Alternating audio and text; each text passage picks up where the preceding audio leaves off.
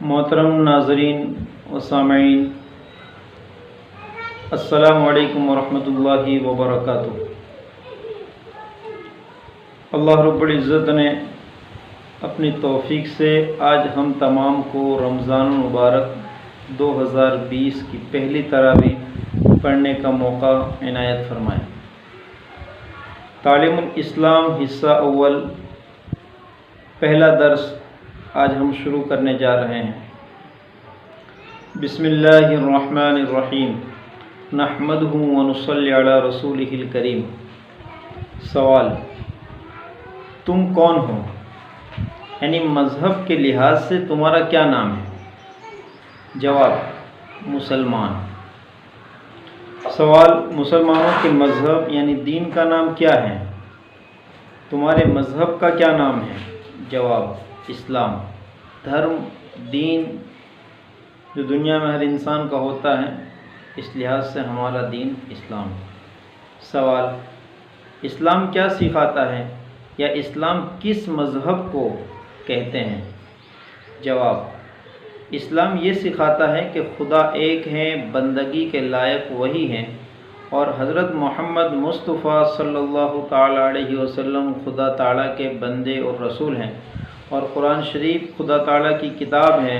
اسلام سچا دین ہے، دنیا اور آخرت کی تمام بھلائیاں اور نیک باتیں اسلام سکھاتا ہے۔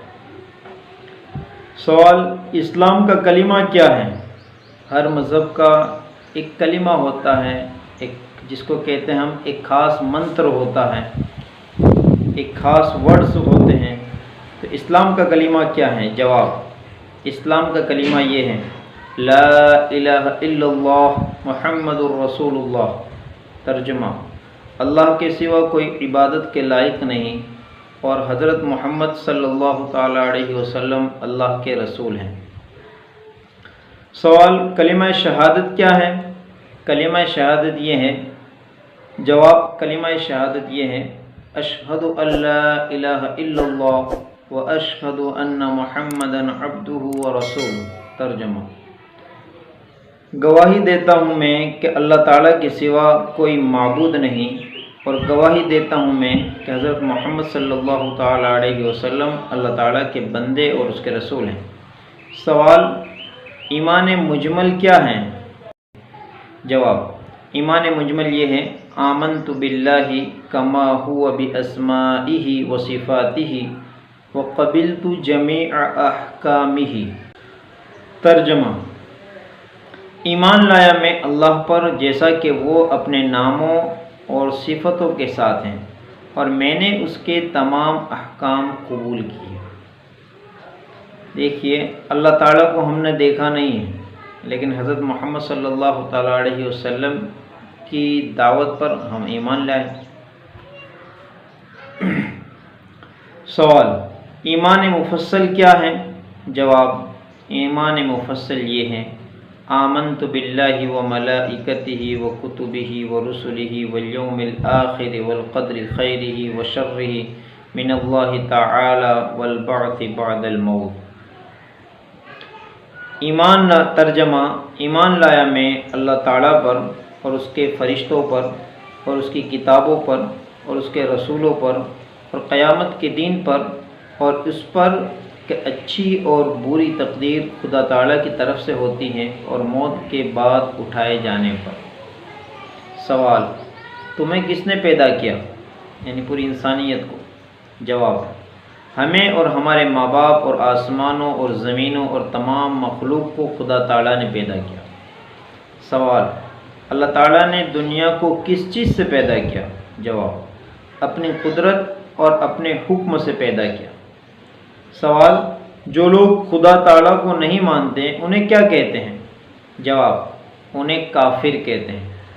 کافر یہ ایک عربی لفظ ہے، جس کا مطلب ہوتا ہے انکار کرنے والا، یعنی ایک خدا کا انکار کرنے والا، خدا کے پیغمبر کا انکار کرنے والا، مذہب اسلام دین کا انکار کرنے والا، لہذا اس کو کافر کہا جاتا ہے۔ سوال: جو لوگ خدا تعالیٰ کے سوا اور چیزوں کی پوجا کرتے ہیں یا 2-3 خدا مانتے ہیں انہیں کیا کہتے ہیں؟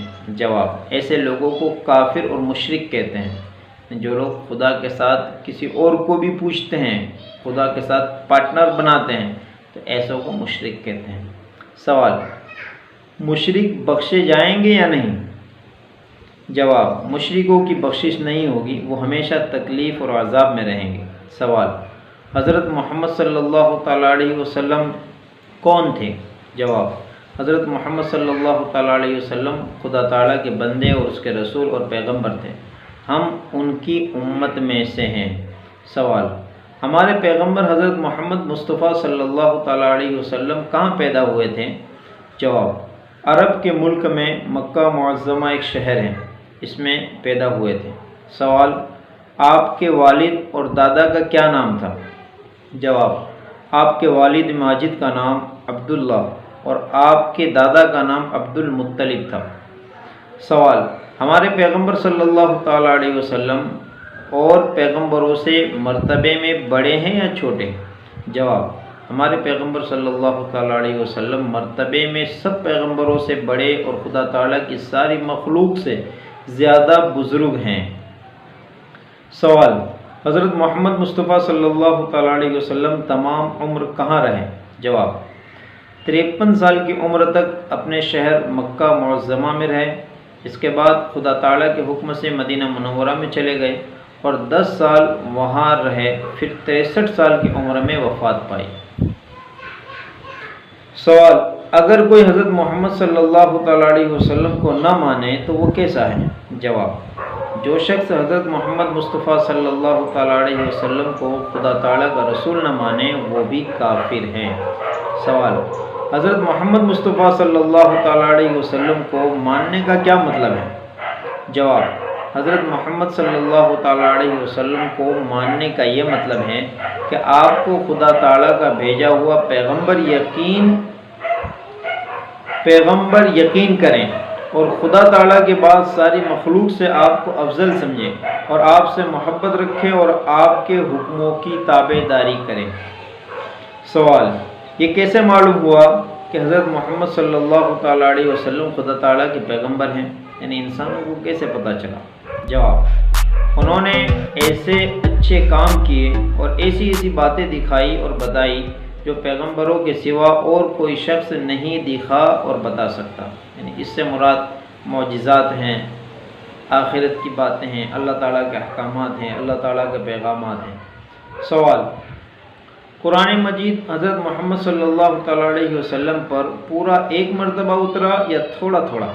جواب، تھوڑا تھوڑا نازل ہوا، کبھی ایک آیت، کبھی 2-4 آیتیں، کبھی ایک سورت، جیسی ضرورت ہوتی گئی اترتا گیا۔ سوال، کتنے دنوں میں پورا قرآن مجید نازل ہوا؟ جواب، 23 سال میں۔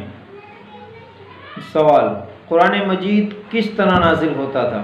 جواب، حضرت جبرائیل علیہ السلام آ کر آپ کو آیت یا سورت سنا دیتے تھے، آپ اسے سن کر یاد کر لیتے تھے اور کسی لکھنے والے کو بلا کر لکھوا دیتے تھے۔ سوال، آپ خود کیوں نہیں لکھ لیتے تھے؟ جواب، یعنی نبی علیہ السلام خود کیوں نہیں لکھتے تھے؟ جواب، اس لیے کہ آپ امی تھے۔ سوال، امی کسے کہتے ہیں؟ جواب، جس نے کسی سے لکھنا پڑھنا نہ سیکھا ہو اسے امی کہتے ہیں۔ اگرچہ حضرت محمد صلی اللہ تعالیٰ علیہ وسلم نے دنیا میں کسی سے علم نہیں سیکھا، لیکن خدا تعالیٰ نے آپ کو تمام مخلوق سے زیادہ علم دیا تھا۔ سوال، حضرت جبرائیل علیہ السلام کون ہیں؟ جواب، فرشتے ہیں، خدا تعالیٰ کے حکم پیغمبروں کے پاس لاتے تھے۔ سوال، مسلمان خدا تعالیٰ کی بندگی کیسے کرتے ہیں؟ جواب، نماز پڑھتے ہیں، روزے رکھتے ہیں، مال کی زکوٰۃ دیتے ہیں، حج ادا کرتے ہیں۔ الحمدللہ یہ پہلا درس ہمارا مختصر مکمل ہوا۔ آئندہ کل دوسری تراویح کے بعد ہم یہیں سے آگے درس کو بڑھائیں گے، جس میں نماز کے متعلق کچھ ضروری اور اہم سوالات ہیں۔